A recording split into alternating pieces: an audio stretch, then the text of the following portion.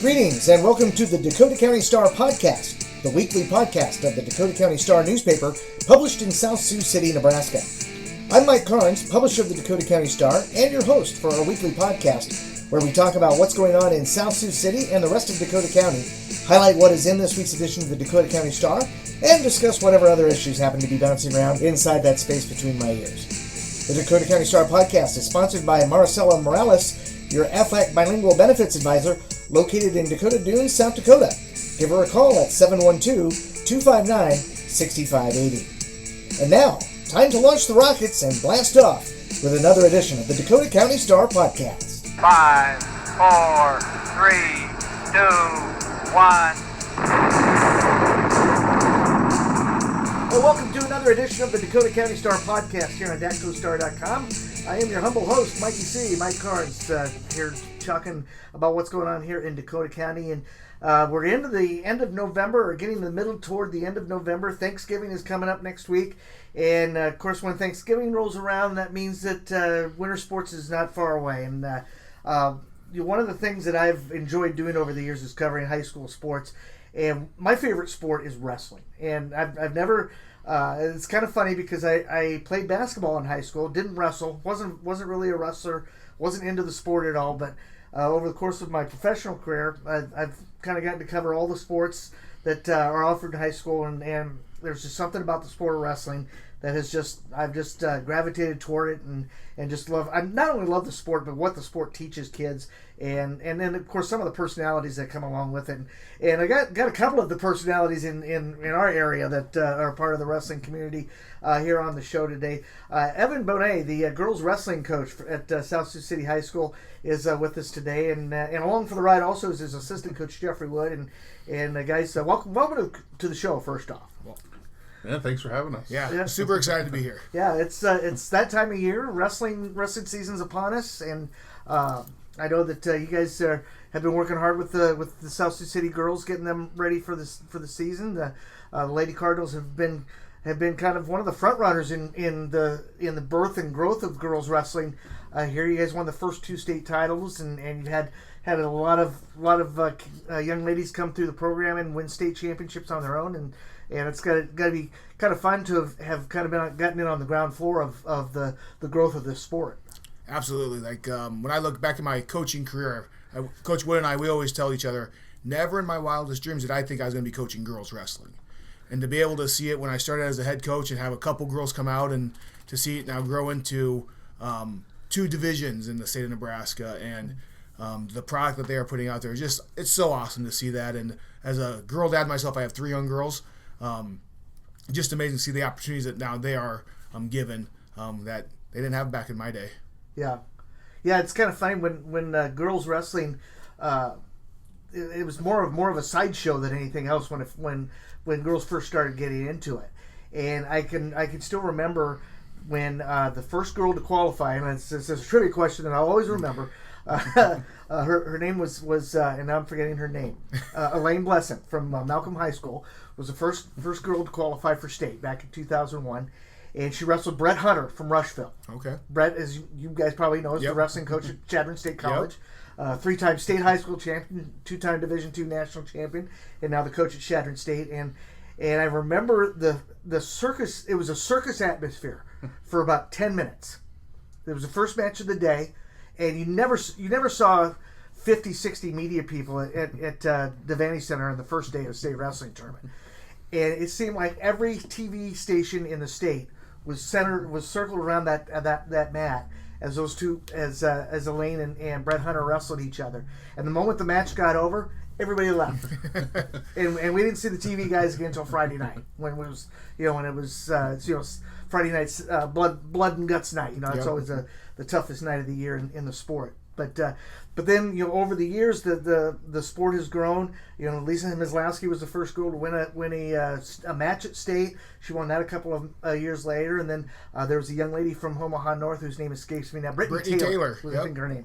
She was a 2-time state medalist and a state finalist, and then as the sport continued, the girl it kind of got to the point here where probably about 5, 6, 7 years ago, there really was quite a few girls that were wrestling, and the Wrestling Coaches Association kind of saw the saw the writing on the wall and kind of got a jump on it, and were able to really give girls an avenue to compete until the NSAA came around and added the sport as a varsity sport. Now the growth of it is just unbelievable what it's been like. Yeah, that Coaches Association. That's when we were fortunate enough to go down there. They hosted state 3 times, and so we were fortunate enough to go down there all 3 times. And it was it 3 times or 2 times? I think it was just 2 times. Yeah, just 2 times. Yeah. Sorry.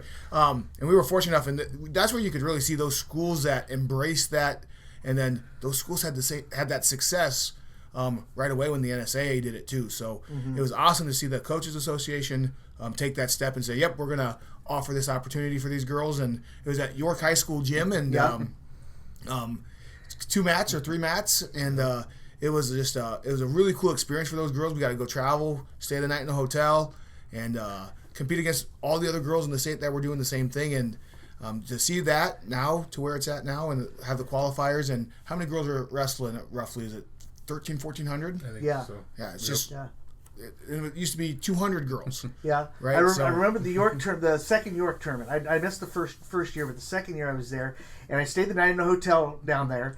And I remember getting up that morning and going to breakfast, and there were like a dozen girls, and then your parents and coaches and stuff. There were a bunch of these high school girls that were all geared up and ready to go, and I'm like, I can't believe what I'm seeing here. This is just And then I get to the gym there, and it's like a it's a big wrestling tournament. Yep. It's big. It's a big deal, and the Coaches Association did a great job of promoting it and turning it into something that the girls really embraced, and then I remember when NSAA first said that they were going to add girls wrestling. I think they were talking they were hoping maybe 500 girls, and they ended up getting 800. Yep. And then it's continued to grow. I think would you say 1,700 now, and now it's just it's unbelievable how the sport has evolved in just a short time, and it's not just girls that are can't go off or don't want to go out for basketball or don't want to do don't have anything else to do, so they just I'll just go out for wrestling. These are girls that are wrestlers. They're serious about it. Yep. And some of these girls have a wrestling background. Their brothers wrestled, their dads wrestled, and so they've decided to jump into it head first and give it a go, and it's great. It's awesome. If I could just say, the NSWCA, the Coaches Association, and they've done a great job of continuing it. Ever since the NSAA took over the state championship, now they're hosting a dual state championship as well. Mm-hmm. And so I really like that the NSWCA has said, hey, we've helped get it going, but we're not just now leaving it off. We're going to continue helping it grow. So now we have state duels for girls. We've had that for the past 2 years. This will be the 3rd year of that. Mm-hmm. And just to have that opportunity for those girls, because the boys have a state dual tournament, and to see them still trying to give those girls those opportunities that maybe we're not quite at the NSAA level ready for, but that the NSWCA does such a great job of supporting those young ladies. Yeah, the Coaches Association. I've been around this sport for 40 years, and I've really been around what the Coaches Association has been doing probably the last 25, 30 years, and it always seems like they're a step ahead of everybody else in the state when it comes to promoting the sport and doing things like the All-Star Duel in the summer and then getting in on the ground floor with girls wrestling stuff. It seems like the coaches who are involved in that, and the people who are involved in the Coaches Association really are very future focused on the sport and do a great job of staying ahead of the game on that. Yep, absolutely. Talking with Evan Bohnet and Jeffrey Wood from South Sioux City High School, the girls wrestling coach, head coach, and assistant coach at South Sioux City. Let's talk about the Lady Cardinals. The girls have had a lot of success over the short history of girls wrestling in Nebraska. They were the first 2 state champions, first 2 years that it was a sanctioned sport, and the last couple of years haven't been at the top of the heap, but still in there amongst the best, and got some great kids that have been competing for it. Yeah. So last year we finished I think 8th place or 9th place. I can't remember now. And the year before that we finished in 4th. So we had those two two state championships, and we still have really good quality kids, and I still like to think they get quality coaching. And this year we got a little smaller of a group that we're starting with, but we got a lot of really, really tough kids that have wrestled a little bit more. And I think that's been the biggest change for me as a coach is when I first started, everybody was pretty much brand new. And it was just brand new. And now I'm starting to get kids that have 1 or 2 or 3 years experience. So I have to change a little bit what I'm doing in the practice room now, and I got to adapt a little bit to what they're coming in with. Yeah. But that's super exciting to see when they're coming in knowing a little bit more because they're getting involved in it a little bit younger. So hopefully we can continue to grow on the successes that we've had. And I like to think, hey, we're going to remember our past, but we're going to work towards our future. Yeah. So we got to keep building for that. And the thing about wrestling, especially wrestling, but I think any sport, if you have a group of kids who aren't experienced, you've got to get into those early fundamentals and those basics. You got to get those basics in them before you can go to some of the advanced stuff, and that takes time. That's not something you just you do it one day and then off we go. It's you got to be ready to roll on day one, and if you have that experience. It makes it a lot easier for coaches to get into what they want to do with their program and what they want those girls to know once they step on the mat when the season starts. Absolutely, yep. And we're a big believer in focusing on the basics. The little things are going to win you the matches, and we haven't had the opportunity yet. But we'll at some point this year we'll watch a duel with our girls, a college duel, Division I level, and we're going to go there and we're going to say write down the takedowns that you saw. Write down the escapes that you saw, write down the turns that you saw. And guess what? We work on those same exact things because they're not doing crazy moves. They're doing the basics. They're just doing better than everybody else. So we have to get our girls just to those basics better than everybody else as well. Yeah, you got some alumni that are wrestling around here. I know the Melissa De La Torre is over at Morningside, and so you got somebody over there that they can kind of look to as hey, this is where I could be someday. Yeah, and Adeline Delgadillo, she's also over at Morningside, so right across the way. So those are two that are that have wrestled previously, and then Caitlin Som is also wrestling down at York. York University. So one of the things that we like to try to do, if it works out, is to bring them in over Christmas break and give the girls just a little talk about what does college level wrestling look like, and it's just funny because it's the same thing as this. Yeah, it's a lot the same stuff. We're showing you good stuff here, and you're going to focus on the basics the rest of your life if that's what you want to do. Yeah, and wrestling at the college level is a completely different kettle of fish than wrestling at the high school level. I think if you've seen boys wrestling over history, kids who are really good at the high school level, they get to that college level, and suddenly they're not the big man on campus anymore. They're a small fish in a pond full of barracudas, and if they don't step up right away, they find themselves getting left in the dust rather quickly. Yeah, when we have girls that come to me and say, "Hey, I want to wrestle in college," I 100% support you. Just so you know, it's not easy. Yeah. It's going to be tough, and it's going to require a lot of time and effort. And if you think that this is hard, it's going to get a little bit harder because they're going to run you a little bit more, and they're going to be maybe a little bit meaner when it comes to some other things. But it's what an opportunity it is if that the girls even have that opportunity to go wrestle in college now, right? Like we talked about the growth 10 of years ago, that wasn't even an option. Yeah, like we talked about the growth of high school wrestling. It's also growing at the college level too. So that's awesome to see that they have that opportunity to go wrestle in college, and they can make a career out of it if they want to, or get into coaching, or do whatever within that sport. Yeah, I think that's another thing that I think people don't maybe talk about either, is that once your days there as an athlete are done, you still got that knowledge and that experience, and why not pass that on to the next generation? Why not get involved, whether it's coaching or especially officiating? Yep. I know that wrestling and there's I think pretty much every sport in Nebraska at the high school level is losing officials, every year, losing them more than they're gaining them.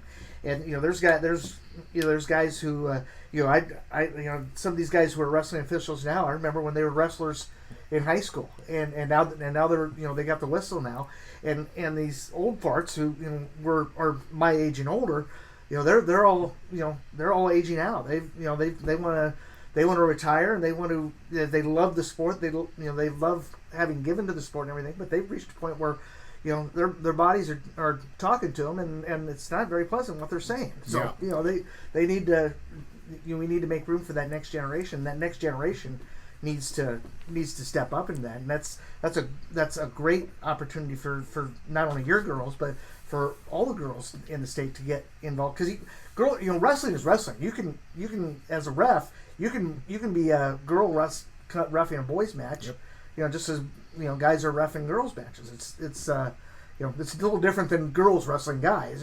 This little different situation, but there's so many opportunities out there. Yeah, but I put that on coaches as well. I think coaches need to do I don't know if they need to do a better job, but they need to make sure part of their job is to make sure those kids are giving back to the sport that gave them a lot too. So that's what we say at the end of the year: give back to the sport that gave you a lot, and whether it be wrestling in college and then coaching or getting into reffing and giving them the confidence to do so and maybe helping them out along the way. I know that's a conversation we have a lot with our girls about what does it look like in 5-10 years now when you're done with wrestling completely. Do you want to get into coaching? Do you want to get into reffing? And if so, reach out to me. Like, I can be a resource to help you get on that path. And I talked to Madeline the other day about wrestling in college and whatnot, and I said, have you ever thought about being a ref? And I don't know enough. And I, 2-time state champion, 3-time state finalist, I think she doesn't know enough. And I'm like, oh no, you know plenty. You just don't realize it. You just don't realize it, right? And so giving those kids that confidence of, hey, you do know enough, and you're going to make mistakes and you're going to learn. But we need people that want to be refs. So as coaches, we just need to make sure we step up and encourage those kids to take that step in there. Yeah. So talk about your team this year. We've got a bunch of seniors on the team this year. Madeline, kind of the chief on the group there, 2-time state champion, 3-time finalist. She's on a roll. I don't know how many matches in a row she's won, but she's looking to be a 3-time champion and going to be the leader of the team this year. Yeah, I think Madeline's always done a good job. I think I've looked at her a lot, being my own kid. I remember when she was in 8th grade, I think the first practice, I won't say exactly what happened, but might have involved some tears on her end. So I've always expected a lot of Madeline, and I think she's always done a really good job of meeting those expectations. And she's a quiet leader on the team, and I think at times when she needs to be vocal, she is. And sometimes she gets made an example of by me, and she doesn't always like that. But that's part of one of the negatives about being the coach's kid, I guess. But we have lots of good seniors on the team. We have Stephanie Salgado. She's a returning state qualifier last year. Mia Caro, she was a match away from making it to state last year, and only her first year of wrestling. So she just loves the sport. She got hurt last year, and she just loves the sport, and she's going to work super hard. So anxious to see if she can take that next step and get to that qualifying of state. I think of all my seniors. Yaelin Reynoso, another kid. She's always been wrestling up a weight class. That's what we've needed her to do, and I think she's going to be at the right weight this year, and I think we're going to see some really good things from Yaelin. I'm super excited to see her at the correct weight class because I think she's going to be just as strong now as anybody else. Well, before she was giving up 10 pounds and just wasn't as strong as the other kids, and she was still taking them down and just struggling a little bit with that. She lost in the blood round last year at districts. Yeah, another one match away from state and wrestling up. Was she wrestling up 2 weight classes at that time? It was just a great group of seniors, and we got one new one that hasn't even wrestled yet. But she came out, and I'll tell you, I'm super impressed with how hard, her name's Abby, how hard she works in practice. I look at her, and she's not always doing the best technique right now, but she's been on the mat for 4 days. And she has the right attitude for it, and I'm super excited to see what she's going to grow into. I really wish she would have started when she was a freshman, but sometimes that's the challenges that we face as a coaching staff. But good group of seniors that are all really good leaders. They're all good kids off the mat as well. Bailey Palmavong's another senior. Fought some injuries last year. And Yesenia Reyes. Was she a match away too, or was she 2 matches away? She was 2 matches away. But so we got a lot of girls that are right on that cusp. So we just got to make sure they take that next step. And those seniors are going to be vital for those underclassmen. We have a pretty good group of freshman kids, but those freshman kids have some people to look up to that just aren't good wrestlers. They're good people. They do well in school. They don't get in trouble. Cause me very little problems. So I really appreciate that. Yeah. Talk about some of the younger kids. Who do you see as some kids there that might be state qualifiers or might surprise some people this year? Yeah, well, Ariane Rocha, she's a returning state qualifier. She's going to be a junior this year. So I'm really looking to see her take that next step. Was she a match away from placing at state last year? Blood round at state. Yeah, blood round at state match. And then Diana, Ariano, another kid that probably wrestled up a weight class last year, and she probably gave the number 1 seed at districts the toughest match of the day, and just ended up losing that one. And then I think we ended up being a couple matches short, but really good, solid wrestler. Okay, very, very technical. So really looking forward to those two. RNA continuing growing, and then Diana take that next step. And then our freshman class, we got 5 freshmen, and I'm still getting to know them a little bit. But yesterday I gave them a challenge to walk down the hallway a certain way. There was 5 people who did it. They were freshmen, and they came down the hallway. They were smiling, but they came to conditioning stuff, and they're always smiling, and they're working super duper hard. So I'm really anxious to see once those first matches get going to see what exactly we're at with the skill level. But with their attitudes, they're going to continue to get better throughout this whole entire year. So even that first match, no matter how it goes, I know that the next 3 months for them is going to be amazing growth, because their attitude is just, it makes me smile, because not every freshman wants to come in and get beat up. And these ones, I think the one's got a bloody nose the past couple days, and she goes back smiling. I don't think freshmen would expect to get beat up. That's just kind of what being a freshman is, right?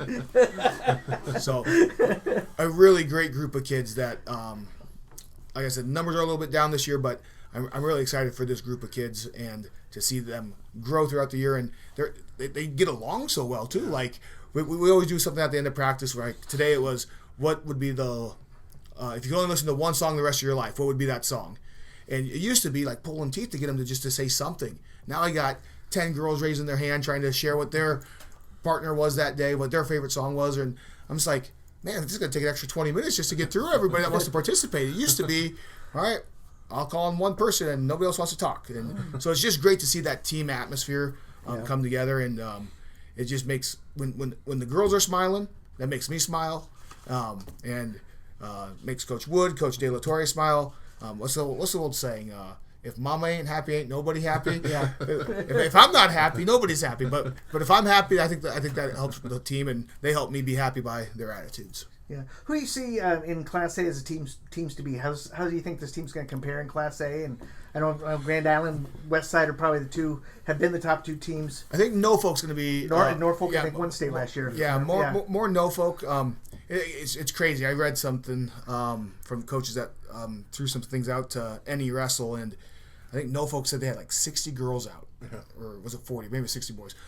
Just crazy numbers. And so yeah, I think Norfolk's, with the number of kids that they have out, it's just, that's going to be hard to compete against in terms of being Class A. Like we're still a small Class A school. West Side, they have some advantages. And they'll be a good team. So I would probably say that those are probably going to be the top 2 teams. Lexington, they get a lot of girls out too, and their coaching staff does a really good job of developing those girls too. So sometimes they come in as freshmen, kind of like what we have, brand new to the sport, but they stick it out for 4 years, and it's amazing how much better you see those Lexington girls get. I'd say between those 3 teams, I think it could be interesting. And it used to be the top dogs, right? Like even the first year that we won it, or maybe more the second year that we won it, we had the top end points, and there were some other teams that had maybe some of those 6th place finishers. But the top end points are what wins you the state championships. And now that we have 2 classes, now you kind of need a little bit mix of both. So that's where Norfolk last year it was kind of close, just because Norfolk didn't have that top end.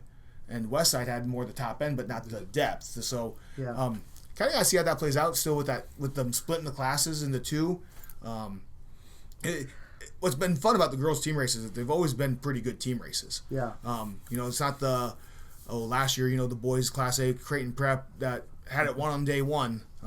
It comes down to some matches at the end on the finals matches, which to me makes the finals matches more exciting, makes the team race more exciting. So, hopefully we can get a good team race again this year.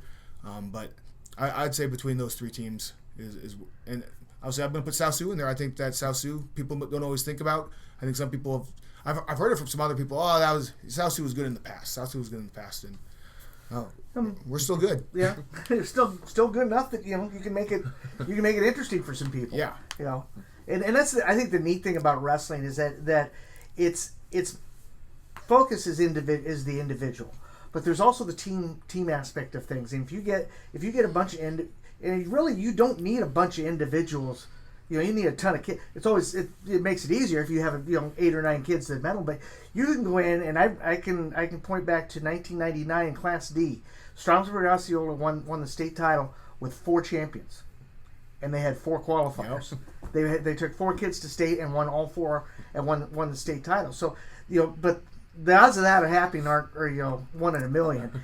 So you've got to be like an Omaha Skutt that qualifies 12, 14 kids every year, or Millard South, or Grand Island, or even smaller schools like an Amherst or trying to think of some of the teams that are Sutherland, schools like that traditionally will send 10, 12 kids, and they're all bullets. There aren't a lot of aren't any kids who are along for the ride there. They're all kids that have wrestled hard and won a lot of matches and will go to state and perform well. So it's kind of neat to watch that, because you're watching 2 kids trying to get their trying to reach their own personal goals, trying to win that next match, or trying to get on the medal stand, or trying to win the state title.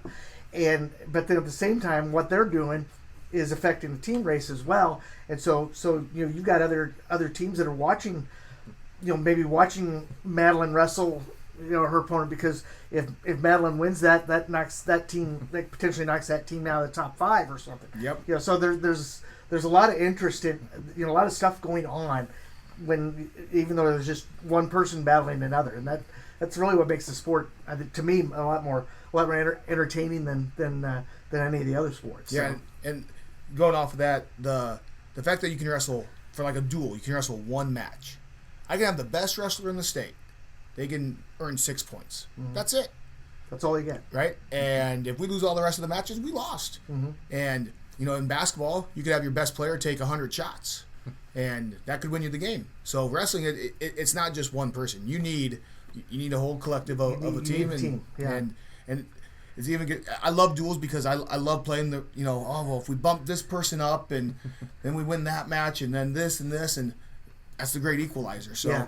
It becomes a chess game when you have a wrestling duel. Tournaments are a little different. You kind of have you're kind of stuck with where they're at, and they have to wrestle that bracket, and you can't plug somebody else in midway through it. You gotta play the hand you're dealt. Yep. And Coach Wood, he always does a great job, because I'll sit there and he'll have everything figured out, and I'm just sitting there and I just ask him, and he lets me know, and all right, this is what we're doing, and we just make that decision, and we tell the girls, hey, we got to be ready, and the girls understand it too. Maybe the first couple duels are, why are you doing that? And by the end of the year, they understand, hey, we're trying to win a duel here, and sometimes that means that you have to sit out this match because this person's going to wrestle up, or sometimes it means, hey, you're the backup, but you're going in because we're going to bump that person up, and for those girls to always have to be ready, and like I said, we don't always make that decision until right then and there. So even the middle, you might have an idea of what you're going to do, but then as the match evolves, you can change it up a little bit. Make those little changes. Yep. And it's the dual aspect. I think has got to be a lot better. I wish more schools were. I think part of the problem is some schools just don't have enough bodies. Yep. So it's kind of hard to compete in a duel if you've got 6 kids. Versus a team, if you got a full lineup and my team has only half a lineup, well, I'm giving up 42 points right there. So yep.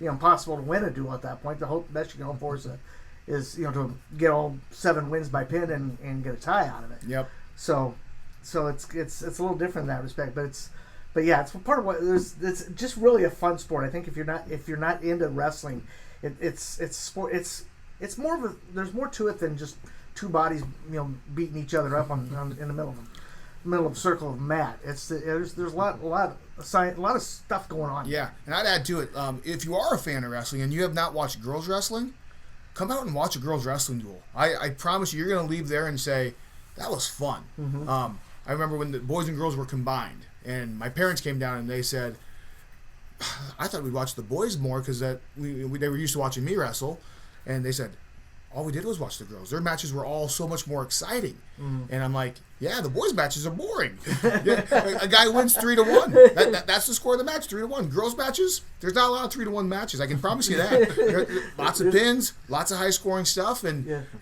it's just it is just entertaining. I think the thing that I see as it, and I'm not a non-wrestler, but I'm a wrestling fan. The boys have been at it a lot longer than the girls, so there's a lot more technical stuff going on there. That a lot more. They both probably know a little more about what to look for and what how to defend that or how to counter that. And girls just go. Yep. And sometimes there's some strategy in that and everything, but it's just it's a little more high. It's a lot more high energy than the boys, I think.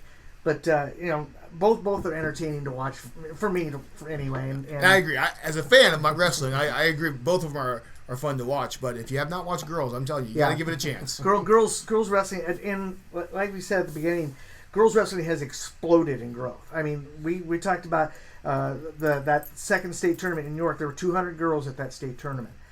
The next year when NSAA first sanctioned the sport, there were 700 girls out for the sport. And now we're into what year 5, 6 of girls wrestling as a varsity sport, and we have more than double that. We're gonna be close to 2,000 before the end of the decade, and then right now it's 2 classes, and I think it's probably gonna be a while before we get to a 3rd class in girls wrestling. But there are more schools added in every year, and there are more girls coming out every year. So it's gonna only get bigger and better, I think. Yep. In the years to come. Exciting times. Yes, definitely. Talking with Evan Bohnet and Jeffrey Wood, the girls wrestling coaches at South Sioux City High School here on the Dakota County Star podcast. Season starts next the Thursday after Thanksgiving. Is that right? Yep. Okay. And do we have a home duel this year? Nope, that's going to be an away duel. Last year they came up to us, so we're going down to Plattsmouth. Plattsmouth. Okay. And then we followed up with a tournament in West Point Beamer. Yeah. Okay. So we get 2 competitions. The big Winnebago tournament that happens, I think. It happens during the Christmas holiday I think break. it's January 2nd. Yeah, I think it's that Saturday after. It's the Friday. Or Friday. Yep. New Year's. Yeah. That's a big tournament. That's a great tournament to go to if you want to see girls wrestling, because there's usually about 30 or 40 schools in that thing, and it's in a little gym. They wrestle.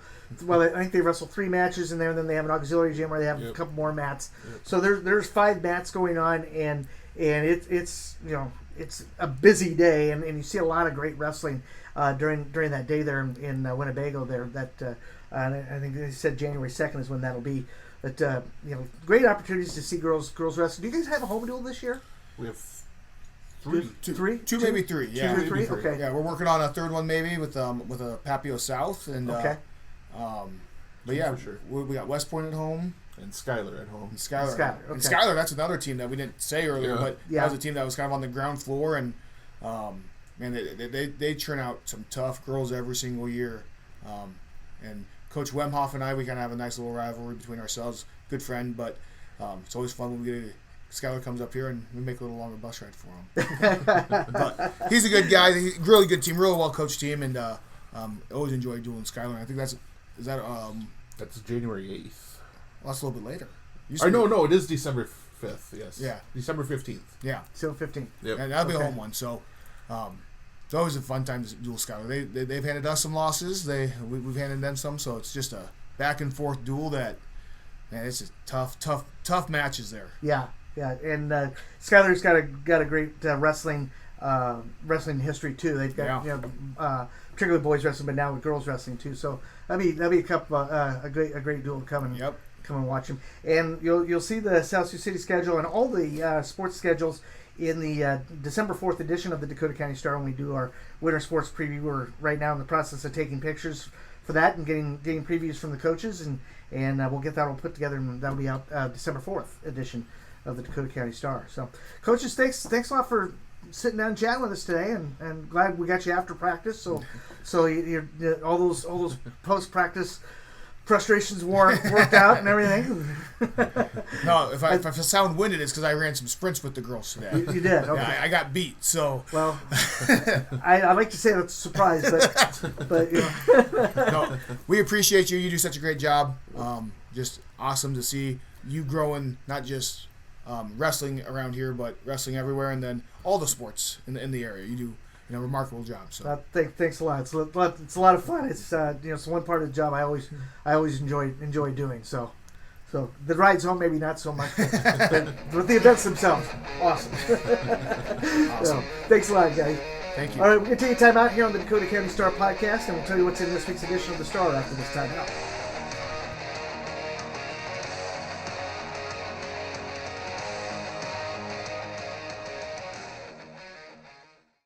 Back to the podcast in just a moment, but first I want to tell you about Maricela Morales. She's your local Aflac bilingual benefits advisor, and she can help your small business provide benefits to your employees at no cost to your business.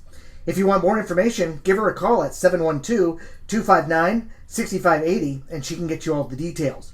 There's no obligation, and she can answer all your questions. So give Maricela Morales a call at 712-259-6580, your Aflac bilingual benefits advisor in Dakota Dunes, South Dakota. Got photos? Need photos? Whether you need to transfer old photos or would like a copy of a photo you've seen in our paper, contact the Dakota County Star and we can help you out. The Dakota County Star can turn your old photos into digital images that you can use for everything from posters to scrapbooks. Bring your old prints in and we'll scan them and turn them into high-quality JPEG images that you can use however you see fit. And if you see some great photos in the paper, go to our photo website at mikeycproductions.smugmug.com and you can order prints, digital images, or get your favorite print on a coffee mug. Plenty of options to choose from, and you'll see more than just what was printed in the paper. We offer award-winning photography options that you will enjoy. Whatever your photo needs, stop by the Dakota County Star or look us up on the web at www.datcostar.com.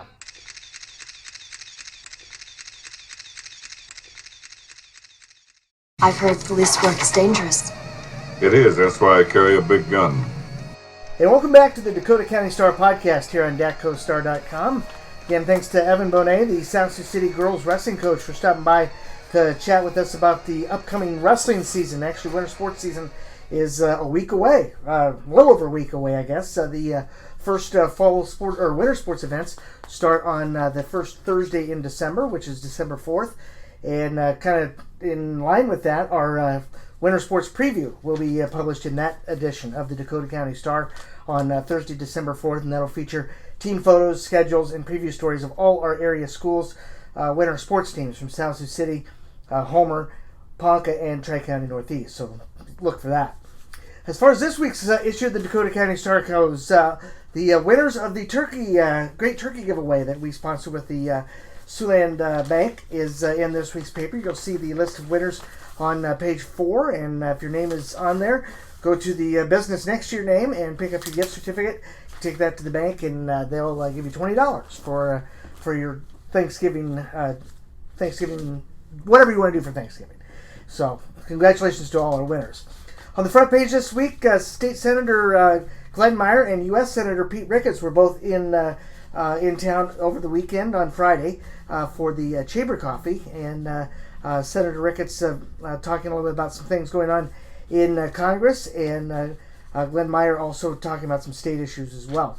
The Public Works Committee had a short meeting on Monday night, and some highlights from that meeting in there as well.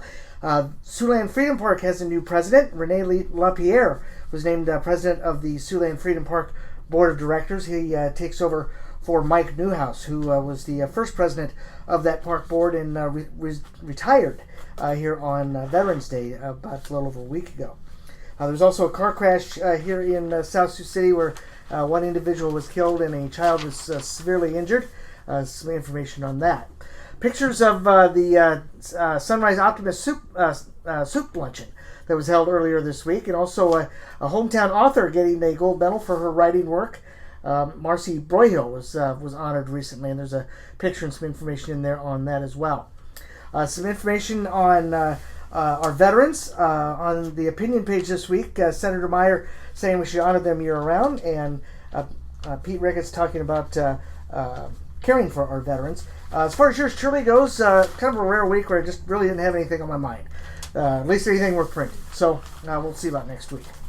On the sports page, not really a whole lot going on locally sports-wise, but we thought we'd fill up the page anyway. I did write a From the Bleachers column on how the football finals for Nebraska State High School should be played on the home fields. And then also we have a story on a young man from, he's actually from Sioux City, but he was drafted by the Sioux City Musketeers and got to play his first game the other night. And then also the listing of all-conference selections to the Lewis and Clark all-conference volleyball team were announced, and some local kids made that list as well. We have some news from Homer, Hubbard, and Jackson, and also Dakota City has got some news in there as well as Emerson. So all the area schools, area communities are covered in this week's edition of the Star, and of course the legal notices, the news you really need to know about what's going on in your community. That's in this week's paper as well.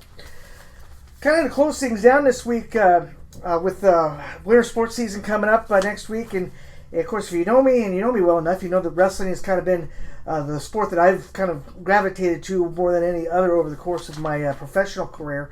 Not to say that I don't like basketball or any of the other sports, it's just that wrestling has been a sport that I've just seemed to have gotten the most out of over the course of my life. And there's something that I think that kind of needs to be said, and it's not just for wrestlers, but I think this goes for all high school athletes and the role that parents play in the kids' success and enjoyment that they get out of the sport that they participate in. And what I'm going to read you here comes from Seth Gross, who's a noted wrestler from Wisconsin, and he had a great post on his Facebook page here that really it ties to wrestling, but I really think it ties to all high school sports and youth sports for that matter. And let me read it to you. This is from Seth Gross. Parents play a bigger role in a wrestler's success than most people want to admit. Not because of technique, but because of character. Coaches can fix shots and finishes. Parents build the foundation that actually matters long term.